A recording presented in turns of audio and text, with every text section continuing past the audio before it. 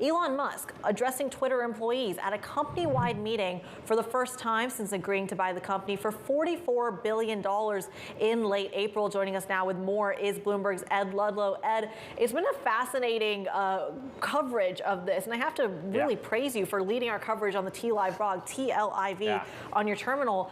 What did we learn here? Because I feel like we didn't learn that much. I think the main takeaway is that Elon Musk did not, and I underscore did not, explicitly state that he intends or has a commitment to the deal. You know, there had been reporting going into this meeting that that's what he intended to do. He wasn't even asked the question by Twitter's CMO, Leslie Berland, who was kind of moderating, aggregating questions from Twitter staff. So that was the first thing. Otherwise, we actually got pretty deep insight into what his plans for the platform are going forward.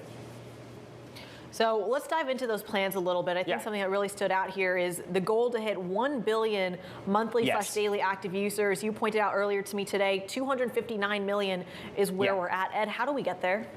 Yeah, billion seems quite distant. I mean, he talks about some of the changes on the revenue side, for example. He was pretty supportive of advertising, saying that advertising still has a place for Twitter's business, according to sources. But he also talks about the merits of a subscription model. I think one thing that caught my eye or my ear is the idea that Twitter should charge users to verify who they are. He was talking about he wouldn't ask Twitter users to necessarily reveal their identity, but in making a payment, that is a verification in its own right. And you know, he talked about that as one way of dealing with bots. He said that whether Twitter pursues a subscription or an ad model, he's still concerned about bots nonetheless, and that essentially the goal is to make Twitter an expensive platform. In other words, requiring some form of payment that disincentivizes bot activity.